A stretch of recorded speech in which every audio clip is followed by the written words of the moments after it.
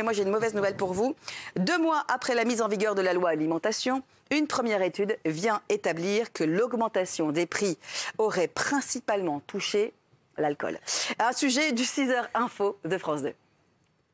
Dans les rayons des supermarchés, des prix de l'alcool en hausse depuis plusieurs semaines. Plus 3% en moyenne. Et pour certaines catégories d'alcool, c'est même plus. Il faut compter plus 5,3% pour les mousseux, plus 7,3% pour les bières, plus 8,8% pour les jeans. À l'origine de ces hausses, l'entrée en vigueur de la loi alimentation le 1er février dernier, qui impose aux distributeurs de réaliser une marge de 10% minimum sur l'ensemble des produits alimentaires. Alors que cette loi n'a rien changé pour les produits sur lesquels la grande distribution faisait déjà de fortes marges, elle a eu un impact sur l'alcool, un produit où les marges étaient traditionnellement plus faibles.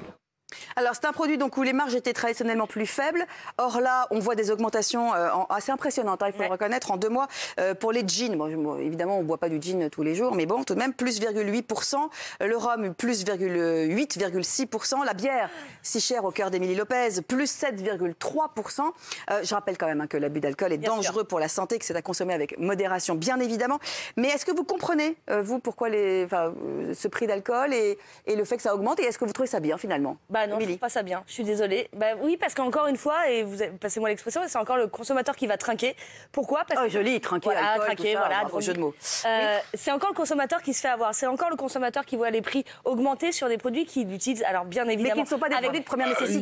C'est pas des produits de première nécessité, sauf que si jamais effectivement toutes ces marges étaient reversées aux producteurs et tout ça, je dirais why not? C'était le but à l'origine de la loi alimentation. Sauf que rien dans cette loi ne les oblige à reverser aux producteurs. Donc ça veut dire on va mettre plus d'argent dans les poches des mecs qui en ont déjà plein. Donc ça m'énerve. Caroline, vous n'êtes pas d'accord? Non, et en plus, je ne te crois pas. J'ai l'impression que ce qui t'énerve, c'est surtout que ce soit devenu un petit peu plus cher. Moi, je trouve que cette loi, elle est ignoble, mais que pour le coup, c'est très très bien que l'alcool soit en augmentation. C'est le seul truc qui sera dissuasif, qui permettra aux gens de moins consommer d'alcool. Et Émilie, mon chat, et tu sais que je t'adore, mais tu ne peux pas être dans un discours où tu passes ton temps à dire que l'alcool est dangereux pour la santé, qu'il faut le consommer avec modération, et tu as raison, et notamment sur la route, etc. Et en même temps, te plaindre d'une augmentation qui, tu le sais très bien, est la seule raison valable pour arrêter un petit peu la consommation d'alcool en France.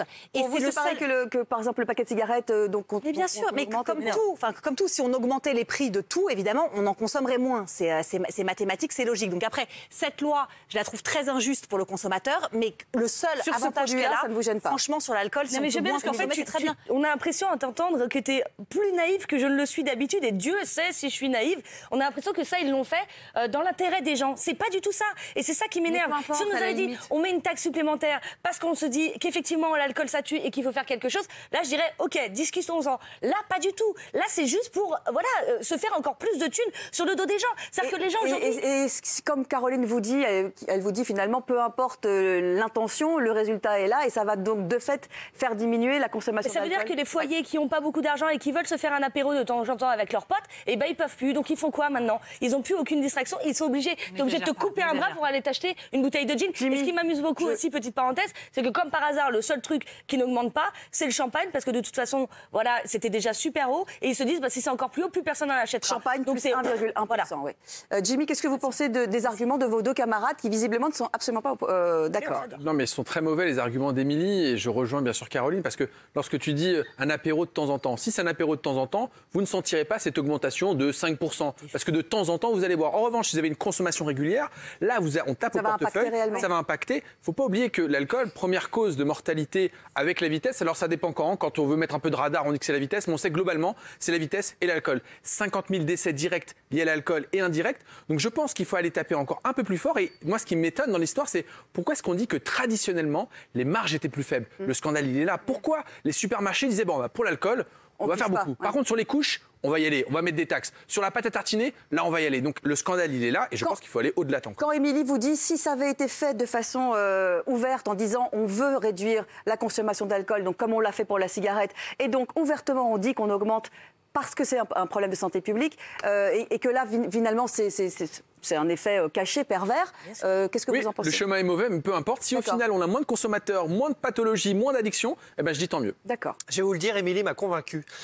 Ouais, et à l'inverse, Caroline et Jimmy, eux, nous font entrer dans une vie, une société, un État qui nous prive de liberté, qui nous empêche un peu de faire la fête et surtout, encore une fois, qui engraisse les multinationales et les supermarchés. Ce sont eux là qui donc répercutent cette hausse avec cette loi de l'alimentation. La loi et à alimentation, c'était pas fait pour engraisser justement les marchés a priori. Et là, c'est nous qui payons. Et à nouveau, pourquoi? Pour les toutes petites joies du quotidien. Je ne parle pas en effet de boire tous les jours, mais juste d'avoir ces petits moments de plaisir. Et là, on nous les enlève. D'accord. Et vous pensez que ça va, mais le fait que ça impacte justement les consommations régulières et que peut-être ça fera baisser.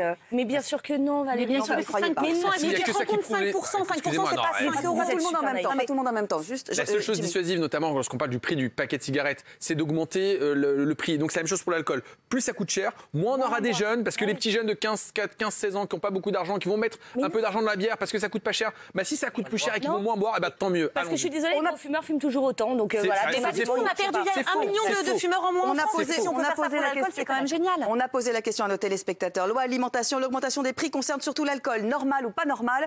Normal à 61%. C'est pour ce coup-là Caroline et Jimmy qui ont remporté la battle. En tout cas, on comprend mieux pourquoi les prix de l'alcool augmentent. Et